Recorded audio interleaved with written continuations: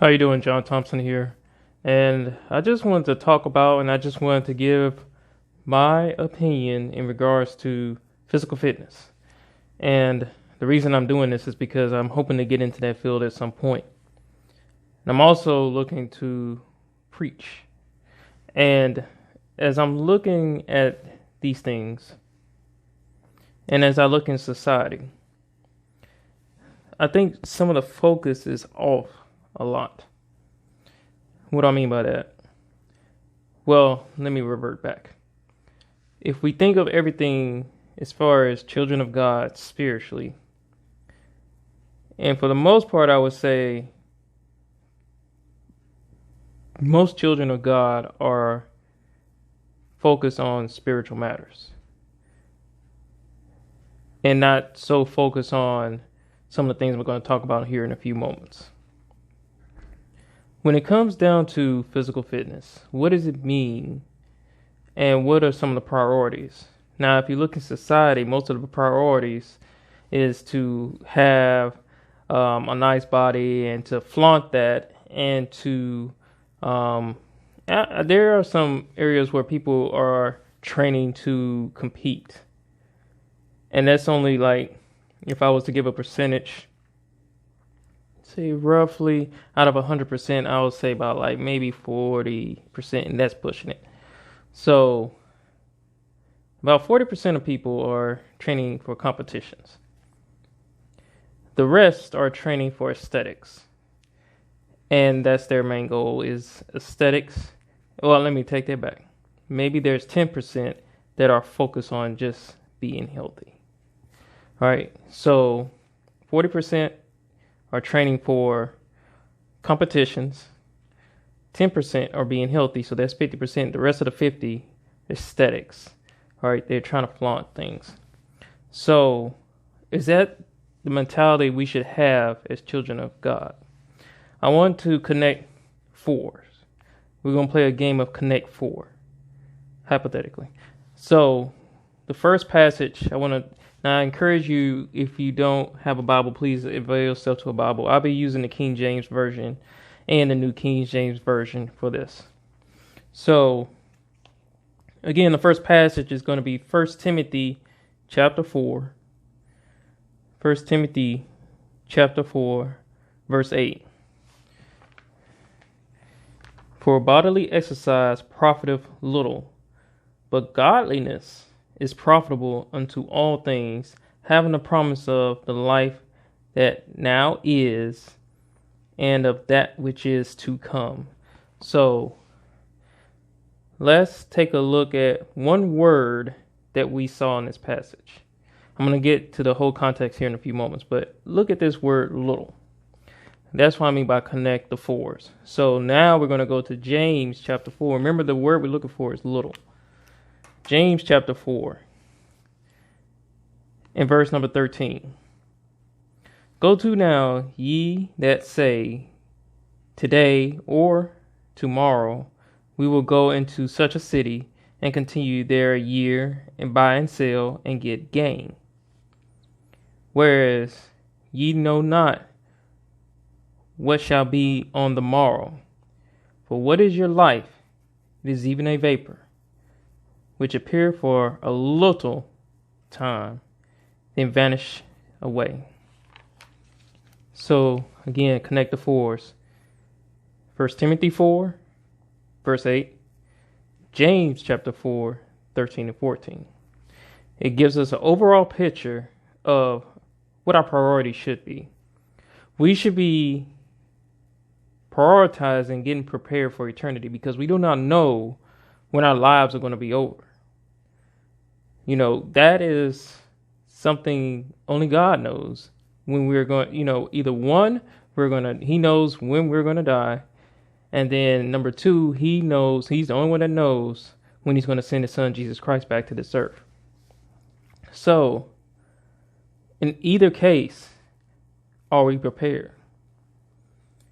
So spiritually, we should always be prepared. We should live faithfully day in and day out according to the scriptures in alignment with God's will.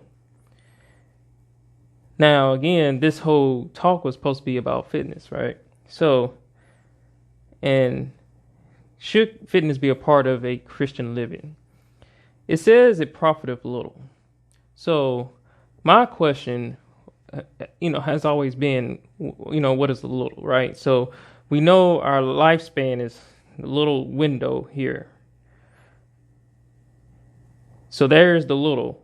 So, in that little small lifespan, how can we make this work for us and not let that impede and overshadow what we're supposed to be doing spiritually? So that's why when I think of fitness, I think of it in two aspects. It's a spiritual aspect and a physical aspect. So now I'm going to take a pause here, and we're going to read Galatians chapter 6, verses 1 through 4 for the spiritual. And then I'm going to show a picture and describe a picture for you that I found in a magazine a long, long time ago as I was, as I'm into fitness and I look at all these things. And one of the articles stuck out to me. So I'm going to share that with you here in a few moments and talk about that.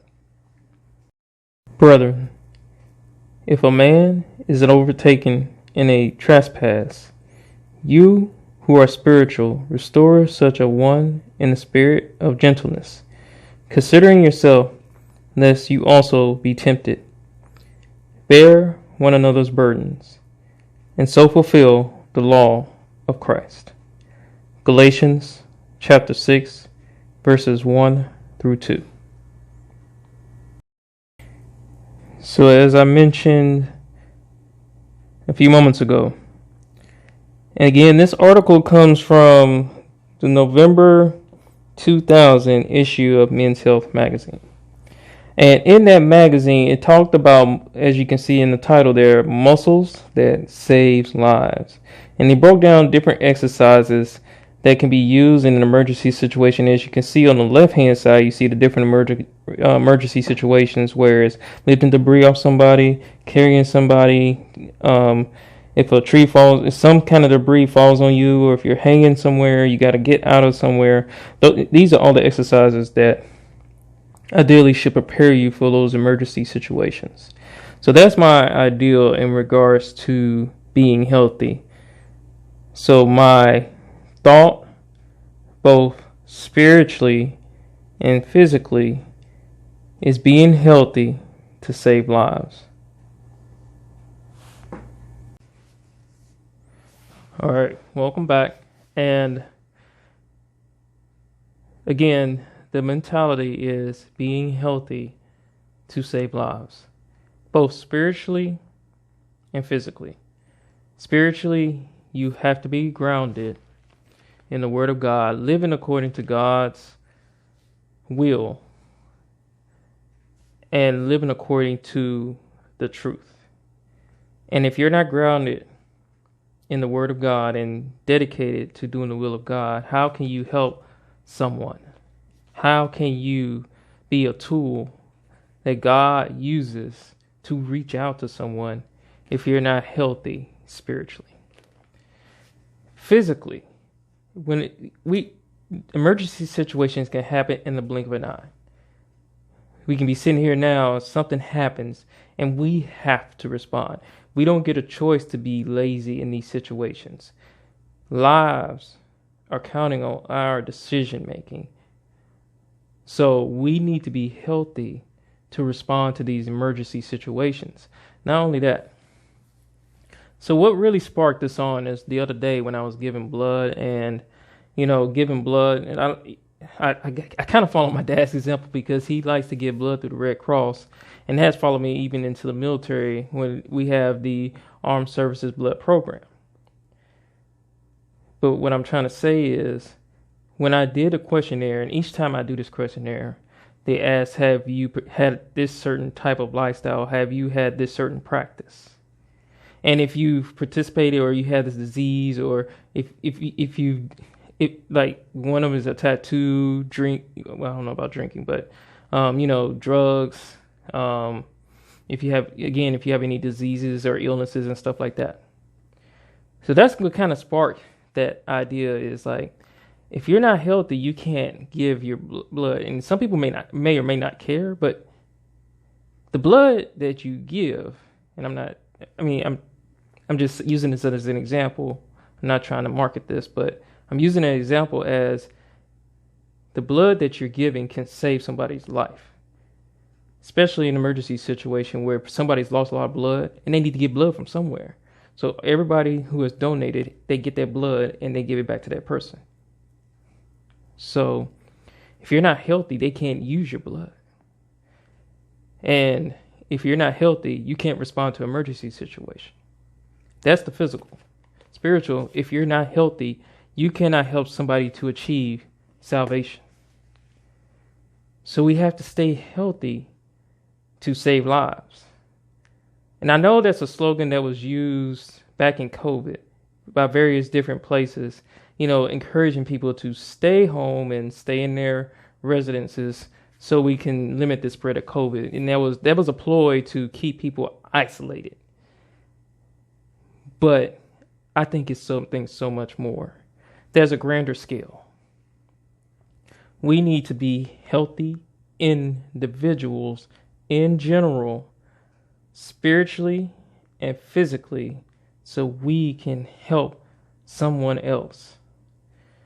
We need to be prepared to help someone else. Christ is the ultimate example. He came to this earth and he lived a sinless life dedicated to his Father's will so that he could help us. And if you look at Romans chapter 5, and I encourage the reader to read Romans chapter 5, and that will sink in so much deeper. And if we're supposed to be following his example, we need to change our lifestyle. So I'm saying this to all those who are in those lifestyles where you're making all these decisions. You're putting things in your body you should not put in it. Smoking, drugs, excessive alcohol, all those things. That lifestyle, if you don't care about other people, that's you. But if you truly care about other people and you want to be useful, if you want to have a purpose in life, you have to live a healthy lifestyle so that when these times come and someone is in need, either spiritually or physically, we can be there to help them out. So that's just a thought I wanted to share. Let me know what you think. I welcome all comments, and I look forward to having a discussion with you. Be safe.